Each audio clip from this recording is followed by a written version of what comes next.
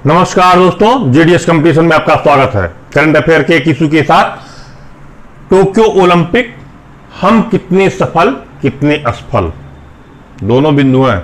लेकिन सफलता निसंदेह हमें मिली है, इसमें कोई दो राय नहीं। लेकिन यहां पर जो हमने असफल शब्द लिख दिया है, अभी मैं आगे विश्लेषण करके आपको खुद बता दूंगा, खुद आप जस्टिफाई कर लेंगे। शुरुआत करते हैं वाहिद अली वाहिद की कुछ पंक्तियों के साथ। बहुत बेहतरीन पंक्तियां हैं, इस समय पूरे भारत में वो वायरल है। हम भी आपको सुना दे अपनी तरफ से, हमारे मुखार बिंदुओं से आप सुन लीजिए। द्वंद्व कहां तक पाला जाए, युद्ध कहां तक टाला जाए, तू भी राणा का वंशज, फेंक जहां तक भाला जाए, दोनों तरफ लिखा हो भारत, सिक्का वही उछाला जाए। बहुत बेहतरीन रचना थी। और ये टोक्यो ओलंपिक पे जो नीरज चोपड़ा ने स्वर्ण पदक लाया, एकदम सटीक बैठती है। जिस प्रकार से वो व्यक्ति नीरज चोपड़ा ने भारत को स्वर्ण पदक लाया और जो आत्मविश्वास का प्रदर्शन किया, काबिले तारीफ है। आप भी कुछ वीडियो देख लीजिएगा, कहीं पर भी अवेलेबल आपको हो जाएगा, देखिएगा ध्यान से। आत्मविश्वास उसी को कहते हैं। अब शुरुआत करने से पहले हम भारत की पदक तालिका पर चलते हैं। टोक्यो ओलंपिक 2020 के नाम से है वो। क्वेश्चन यहां से जरूर पूछे जाएंगे। आप लोग इसके लिए प्रिपेयर रहिए। सारे मैंने फैक्ट्स अवेलेबल कर दिए हैं। नंबर 1 पे है अमेरिका, 39 स्वर्ण, 41 रजत, 33 कांस्य के साथ टोटल 113 अमेरिका का है। सेकंड पे है आपका चाइना, 38, 32, 18 टोटल 88। थर्ड पे है जापान, 27 स्वर्ण, 14 रजत, 17 कांस्य, 58 टोटल। ब्रिटेन फोर्थ पे है, 22, 21, 22 टोटल 65। इंडिया की जो रैंकिंग है वो रैंकिंग है 48। प्रथम 4 देशों को हमने लिख दिया, देख लीजिए, और उसके बाद इंडिया की रैंकिंग लिख दी है। प्रथम चारों देश के ज्यादा इंपॉर्टेंट रहते, पूछते हैं पदक तालिका में आपसे। इंडिया की है रैंकिंग है 48, 1 स्वर्ण, 2 कांस्य, 2 रजत, 4 कांस्य टोटल है। भारत के खाते में आया 7 पदक टोटल आया। अब तक का भारत का सबसे बेहतरीन प्रदर्शन, हम सफल। ठीक, आगे चलते हैं। कौन कौन हमारे क्या पदक लाया भाई, वो भी मैं बता दूं। नीरज चोपड़ा जेवलियन थ्रो, हम लोग जिसको भाला फेंकना कहते हैं ना, उसको जेवलियन थ्रो इंग्लिश में बोला जाता है, वो उन्होंने स्वर्ण पदक जीता। बजरंग पुनिया कांस्य कुश्ती में, मीराबाई चानू रजत वेटलिफ्टिंग में, रवि दहिया रजत कुश्ती में, पीवी सिंधु कांस्य बैडमिंटन में, लवलीना कांस्य बॉक्सिंग में। पुरुष हॉकी में भारत ने कांस्य पदक जीता। 41 वर्ष के बाद में भारत में हॉकी पर पुनः पदक आया है। इससे पहले 1980 में मॉस्को ओलंपिक में कप्तान थे वासुदेव भास्करन, उनकी अगुवाई में भारत ने स्वर्ण पदक जीता था 1980 में। देखिए मैंने लिखा भी है यहीं पे, 1980 में। ठीक, हम लोग हॉकी में लगातार पदक पर पदक जीतते चले आए हैं। अब पूरी हॉकी की मैं हिस्ट्री ही आपको बता दे रहा हूं। 1928 में एम्स्टर्डम ओलंपिक हुआ था। एम्स्टर्डम है नीदरलैंड की राजधानी।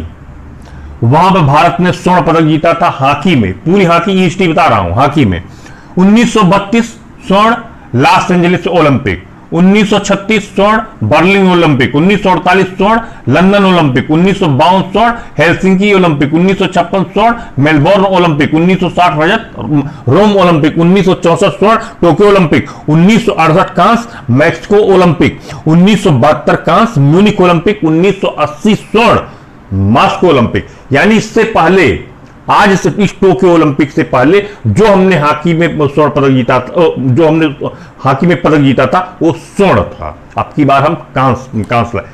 फिलहाल ठीक, कोई बात नहीं, फिर हम लोग बीच में कहीं डिबीट हो गए रहे होंगे, नहीं हो पाया। फिर हो सकता है हॉकी में हम लोग आगे बढ़ते चले जाएं। अब एक और इसमें बड़ी रोचक कहानी भी मैं आपको बता दूं। हॉकी में हमारे यहां जो आयरन मैन कहा जाता है व्यक्ति, उस व्यक्ति का नाम है ध्यानचंद, मेजर ध्यानचंद। बहुत कम लोग जानते हैं कि इनका जन्म स्थान प्रयागराज है, प्रयागराज के मूलतः रहने वाले थे। इन्हें हॉकी का जादूगर कहा जाता था।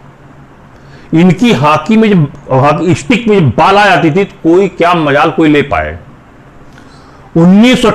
इसी व्यक्ति ने हॉकी को भारत में शिखर पे लेके गया, शिखर पे यह व्यक्ति लेके गया। 1928 में यही व्यक्ति था, स्वर्ण पदक दिलाया। 1932 में स्वर्ण पदक दिलाया इसी व्यक्ति की अगुवाई में। 1936 में बर्लिन ओलंपिक, वहां पर भी स्वर्ण पदक दिलाया। उसके बाद लगातार आगे अन्य कप्तान चलते रहे, आता रहा पदक। 1936 में स्वर्ण पदक जो दिलाया था, वो गेम हो रहा था बर्लिन, जो कि जर्मनी की राजधानी है।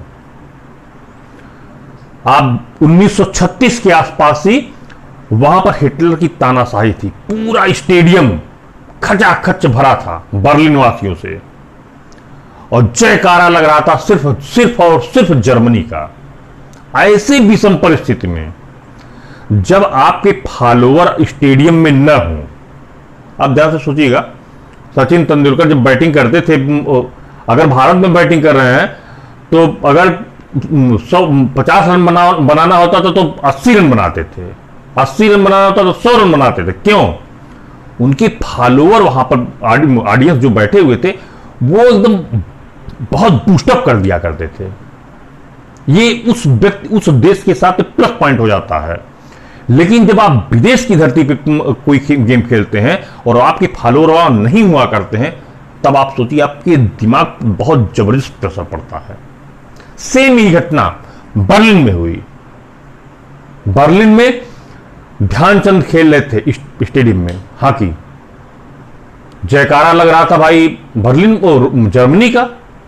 क्या मजाल कोई जर्मनी का खिलाड़ी उनकी हॉकी स्टिक से गेंद ले पाए, और वो व्यक्ति उस विषम परिस्थिति में स्वर्ण दिलाया। हिटलर हार गया।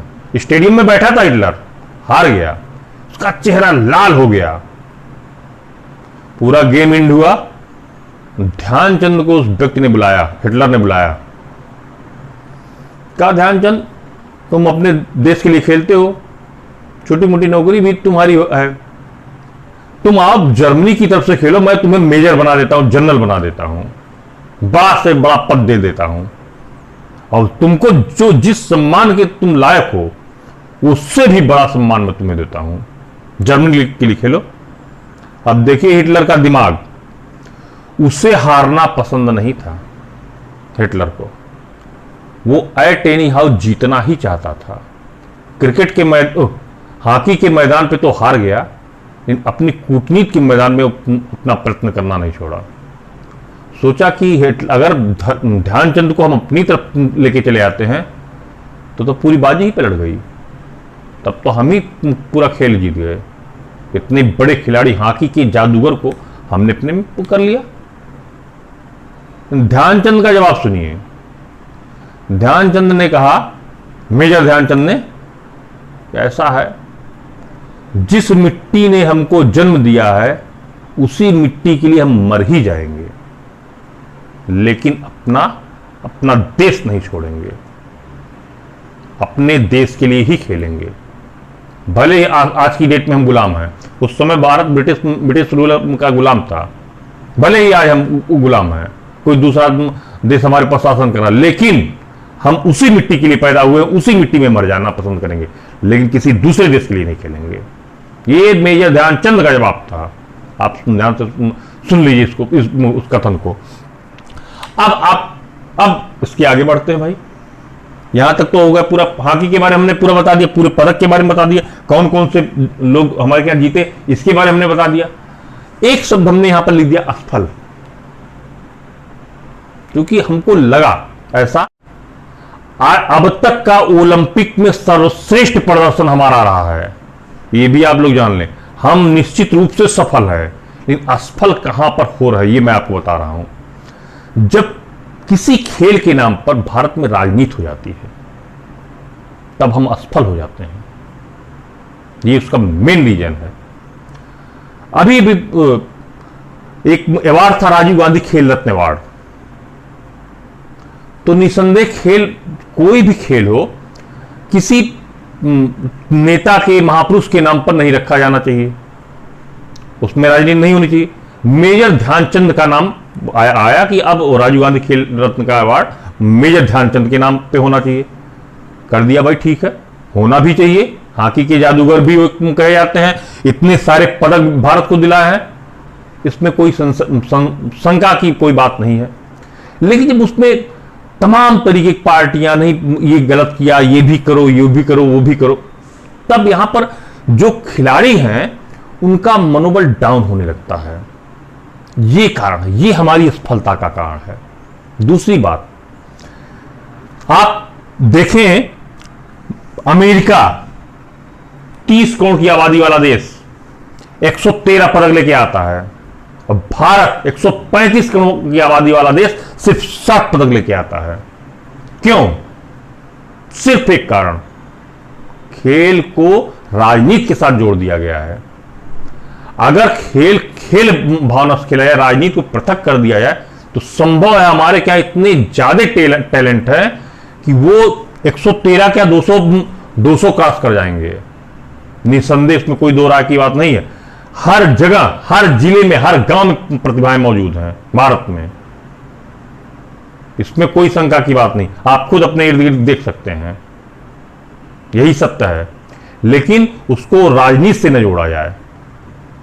जो प्रतिभाएं हमारे क्या हैं इंडिया में, जो है, जो विविधता है इंडिया में, हर जाति में, हर धर्म में, हर संप्रदाय में, हर जगह से उस प्रतिभा को उठाया जाए, उसको ट्रेंड किया जाए, राजनीति को पीछे कर दिया।